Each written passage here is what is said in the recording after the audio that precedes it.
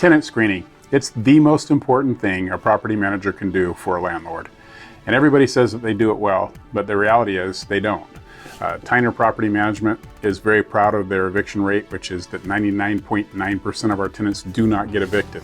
That is not an accident. That's because we screen tenants extremely well. We investigate them and we don't compromise. We bought out another property management company about 15 years ago, and some of the employees from the old office that we bought out came to us as our new employees and said, how are we going to rent our properties to anybody? These guidelines are way too strict. And I assured them, no, we will get them rented. If we have to wait and miss out on a few bad tenants to get a good one, it's well worth it in the long run. And after time, they would come back and say, no, John, you're right. These tenants are much higher quality, and it was well worth the extra effort. So here's our steps. The first thing we do is verify their identification.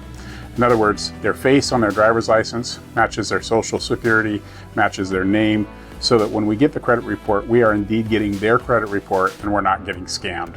ID verification is very important. Credit reports are an extremely strong indicator of whether a tenant will keep their financial promises or not. At Tenant Property Management, we don't make exceptions for bad credit, and in fact, we expect a higher credit score for the nicer properties. Second thing, we verify income. So we want to see that, in our case, the tenants are making at least 3 times the rent in verifiable income. And during COVID, where tenants don't have to pay the rent if they've been impacted by COVID, it's extremely important that we correctly verify that they have that income even during COVID, so that they don't move in and then not have to pay the rent immediately. So we want to be very careful with that, and we are. So 3 times the rent, and that means a pay stub. If they're self-employed, that means tax returns for several years. That means bank statements. We do whatever it takes in order to know that that tenant has sufficient income to rent the property. Third thing is we call landlords and prior landlords, and we check their reference. And we have a lot of people who will call our office and say that they want to verify a tenant's residency, and they ask 3 questions. And I would say that is not enough questions. So we ask 18 questions. We never skip a question. We listen for pauses. We listen for, well, and want to drill down on that when we get that kind of an answer from a landlord. So we're asking, who gave who the notice? It's very important to know why. Have you been inside the house? Surprising how often people say a tenant is great, and then you ask that question, they say they've never been in it since they rented it. Did they get along with the neighbors? Did they have pets?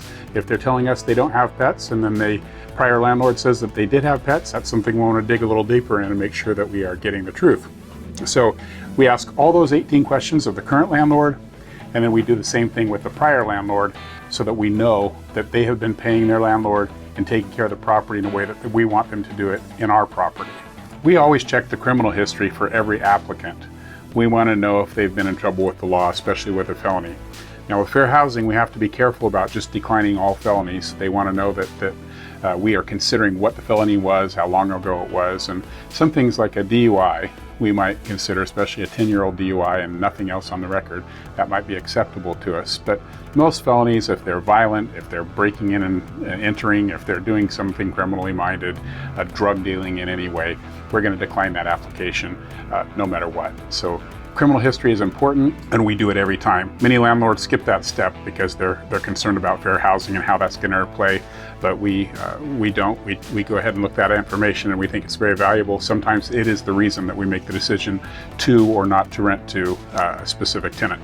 Once we've gathered all that information, our final step is to call the owner of the property and to share with you who we have and what the applicant is, what the credit score is, what their landlord said about it, so that you can make a good decision with us about moving forward with the applicant.